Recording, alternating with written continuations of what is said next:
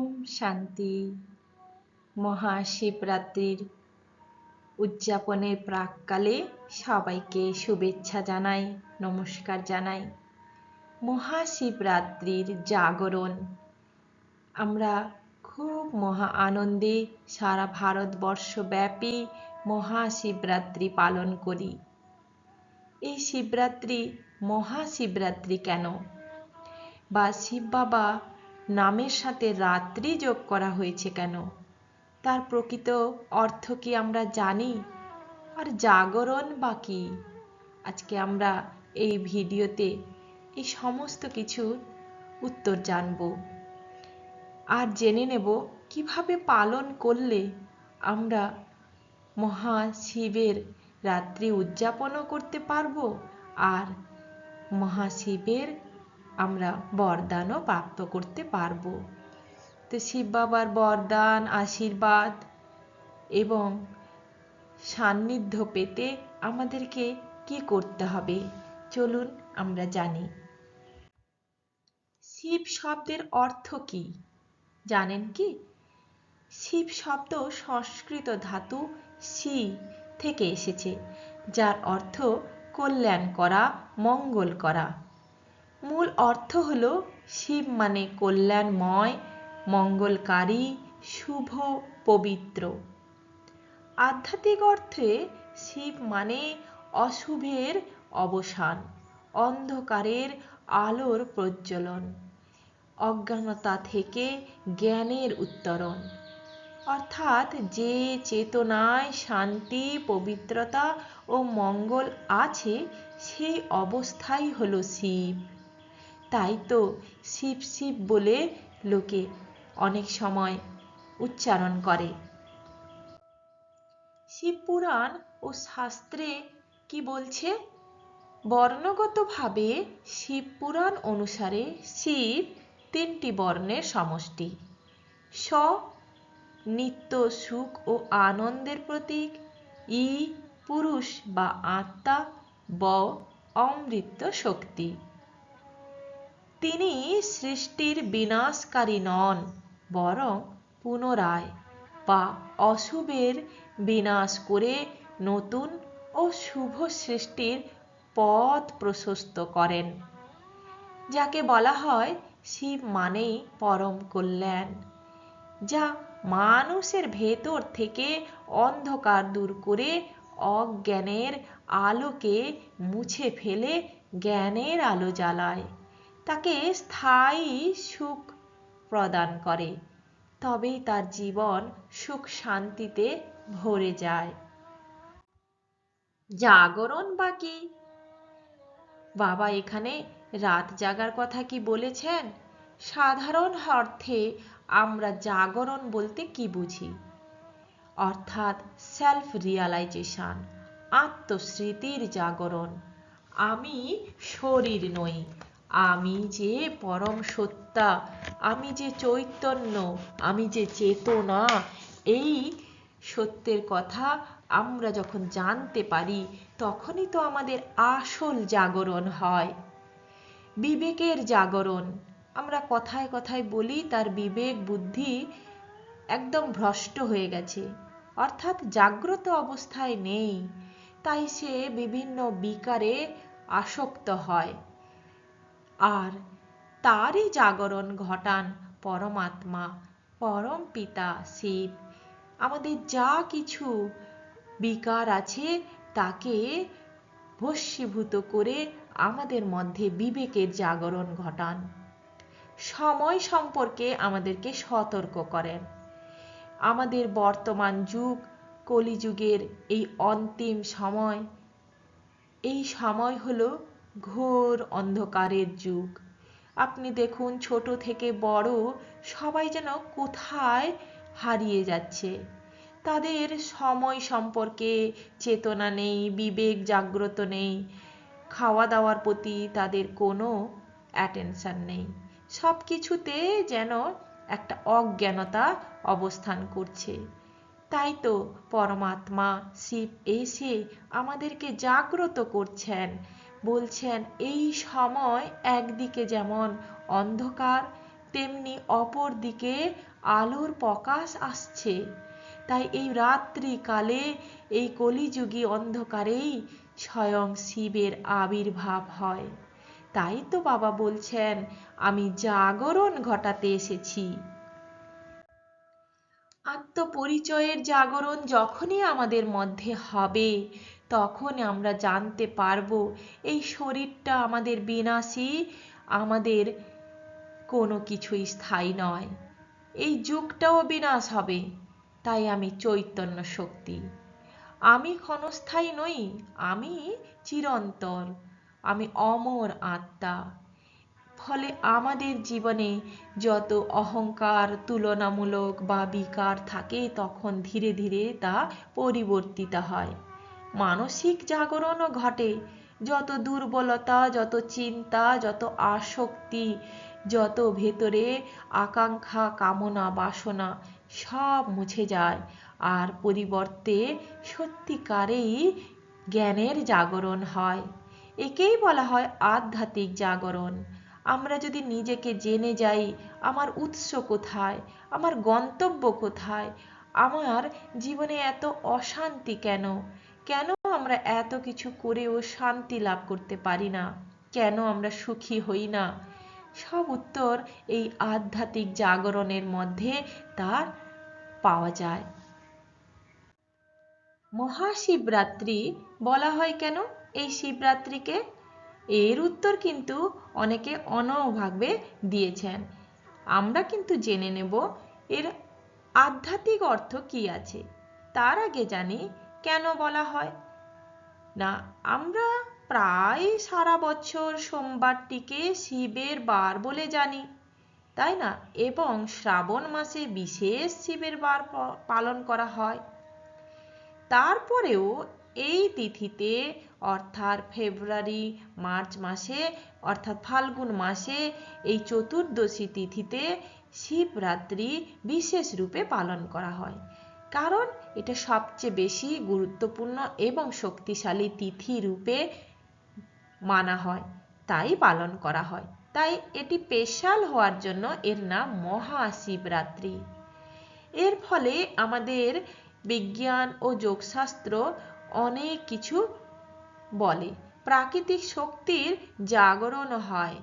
বলে পৃথিবীর উত্তর গোলার্ধে গ্রহগুলোর অবস্থান এমন হয় যে মানুষের শরীরের শক্তির একটি স্বাভাবিক ঊর্ধ্বগতি দেখা যায়। প্রকৃতি নিজেই মানুষকে আধ্যাত্মিক শিখরে পৌঁছে দিতে সাহায্য করে। তাই এই রাতটি এক অনন্য, এভাবে ব্যাখ্যা করা হয়। ঐশ্বরিক মিলনও আছে। এই শিবরাত্রিতে নাকি শিব আর আদি শক্তি পার্বতীর বিবাহ হয়েছিল। তাই এটা একটি পুরুষ ও প্রকৃতির মহামিলনের প্রতীক। সৃষ্টি ও ধ্বংসের নৃত্যেও একথা বলা হচ্ছে। এই রাতে শিব তার পরম মহাজাগতিক নৃত্য তাণ্ডব করেছিলেন, যা বিশ্ব ব্রহ্মাণ্ডের সৃষ্টি, স্থিতি ও প্রলয়কে নিয়ন্ত্রণ করে। জ্যোতির্লিঙ্গের প্রকাশ। শিব পুরাণ অনুসারে এই রাত্রে ভগবান শিব প্রথমবার জ্যোতির্লিঙ্গ হিসেবে আবির্ভাব হয়েছিলেন, যার কোনো আদি বা অন্ত নেই। অন্ধকারের বিনাশের রাত।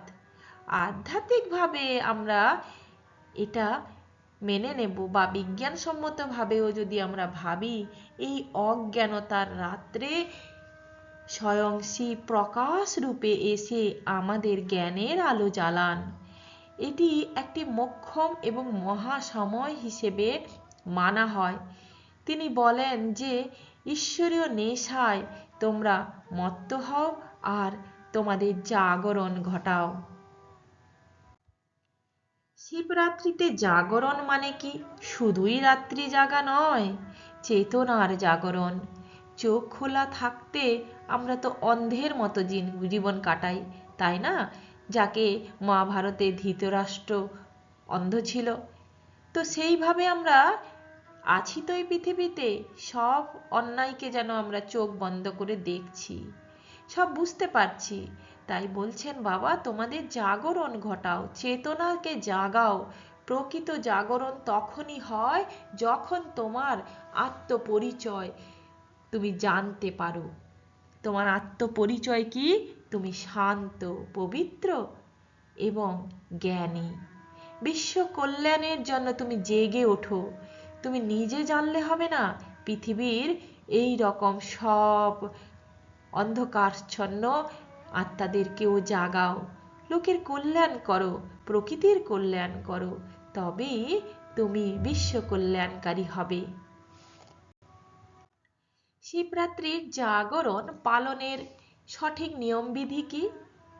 অবশ্যই বাবা বলেন, তোমার শরীর শুধু শুদ্ধ করলে হবে না, মন শুদ্ধিকরণ দরকার। তাই শরীর তো আমরা জল দিয়ে পরিষ্কার করি, ভালো কাপড় পরি, কিন্তু মনের শুদ্ধিকরণ কিভাবে হবে? অর্থাৎ মনের শুদ্ধিকরণ পবিত্র সংকল্পের দ্বারা হয়। তাই প্রতিদিন অমৃতবেলা, সকালবেলা নিজের জন্য আধ ঘন্টা কমপক্ষে বের করে শুদ্ধ সংকল্পের বিচার করুন। আর সাথে সাথে শরীরে সেই আহার দিন যেগুলো সত্যি প্রকৃতিরই শক্তি, সেগুলো আমাদের শরীরকে বিকারমুক্ত করতে সাহায্য করে, মনকে পবিত্র করে। সেই জন্য বলা হয়, যেমন অন্ন তেমন মন। রাত্রির এই অন্ধকার জীবনে আমরা যদি প্রতি সময় চেতনার জাগরণ ঘটিয়ে আমরা শিবরাত্রির জাগরণ ঘটাই বা পালন করি, তাহলে আমাদের জীবন কত সুন্দর হবে। তাই এই দিনটা কিভাবে পালন করবেন না, প্রথম প্রহর সন্ধ্যা থেকে রাত 9টা কি করব আমরা? শিবের মহিমা শ্রবণ করব। শিবলিঙ্গে যে দুধ বা জল অর্পণ করেছি, সেটা তো ভক্তি মার্গের লোকেরা করে। আমরা কি করব? আমরা শিবের জ্ঞানকে চর্চা করব, আত্মচিন্তন করব। দ্বিতীয় প্রহর 9টা থেকে 12টা, সেখানে আত্মস্মৃতির জাগরণের প্রহর। ধ্যান ও রাজযোগের সাহায্যে আমরা ঈশ্বরীয় জ্ঞানকে সবার কাছে পৌঁছে যাওয়ার জন্য মনের মনসা সেবা করব। তৃতীয় প্রহরে 12টা থেকে 3টে আমাদের বিকার দহনের প্রহর। নিজের দুর্বলতা লিখে মানসিকভাবে আমরা দৃঢ় সংকল্পের দ্বারা তা ত্যাগ করব।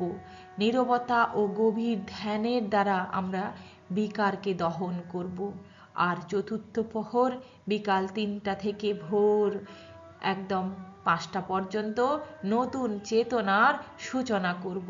প্রার্থনা, শান্তির কম্পন বিশ্বে প্রেরণ করব। সূর্যোদয়ের কৃতজ্ঞতা প্রকাশের মধ্য দিয়ে আমরা সারা দিন শিবরাত্রির জাগরণ ঘটাবো। জাগরণের মূল নীতি কি? জাগরণের মূল নীতি কোনো প্রকার কুসংস্কার নয়, সচেতনতা। আড্ডা গল্প নয়, আধ্যাত্মিক আলোচনা। সংক্ষিপ্ত ধ্যান, অহংকার, রাগ, হিংসা পরিহার করা।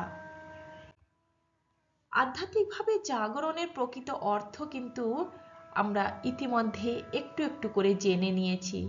আমরা যদি আমাদের কল্যাণ করতে চাই, তাহলে প্রথমত দেহের স্মৃতি থেকে আত্মস্মৃতিতে উত্তরণ করতে হবে।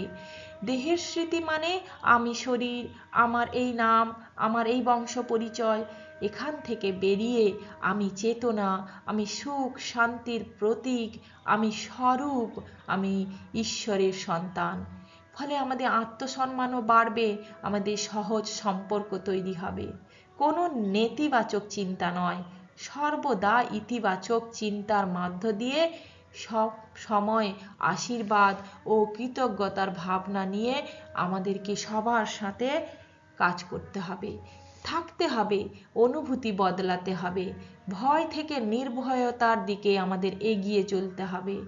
আমরা নির্ভীক, আমরা কোনো বিষয়ে আসক্তি নই, অনিশ্চয়তা আমাদের কাছে থাকে না।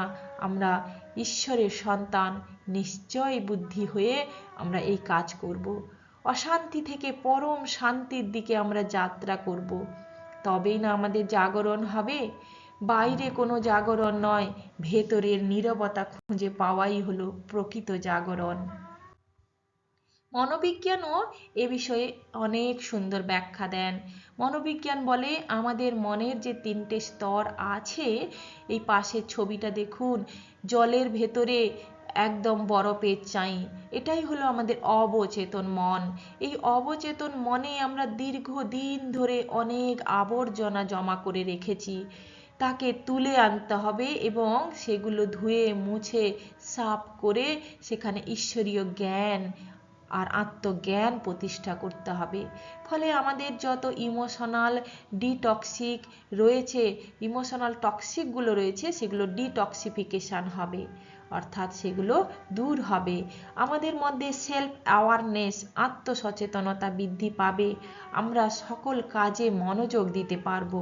আর সবচেয়ে বড় কথা হলো আমাদের ব্রেনের ওয়্যারিং হয়ে যাবে, নতুন নিউরন তৈরি হবে। অন্ধকার থেকে আলোর দিকে আমরা যাব, আত্মস্মৃতির জাগরণ ঘটাবো, সৃষ্টির চক্রকে আমরা উপলব্ধি করব। বাবা বলছেন যে আমি আদি মধ্য অন্ত সব জানি, তোমরা জানো না। তাই আমরাও সৃষ্টির আদিতেও ছিলাম, অন্তেও আছি, আর সৃষ্টির প্রথমেও থাকব। এভাবেই যে চক্রাকার ঘটছে সৃষ্টি চক্র, সেই জ্ঞান নিয়ে আমরা নিজেকে জাগিয়ে তুলব। এটাই হলো আমাদের প্রকৃত জাগরণ। শিবরাত্রির জাগরণ কিভাবে পালন করবেন? অন্তর্শুদ্ধি, সংকল্পের দ্বারা, রাজযোগ ধ্যানের দ্বারা এবং শিবের জ্ঞান স্মরণের দ্বারা। এর জন্য আপনাকে 10 থেকে 15 মিনিট, এর থেকে বেশি সময় আপনি ধ্যানে বসবেন এবং শিব বাবার জ্ঞানে মুরলিকে সেবন করবেন। আর শিবতত্ত্ব শ্রবণ ও চর্চা করতে হবে। কাছাকাছি শিব মন্দিরে গিয়ে যারা ভক্ত রয়েছে তাদেরকে শিব বাবার প্রকৃত উদাহরণ বা প্রকৃত আবির্ভাব সম্পর্কে বলবেন।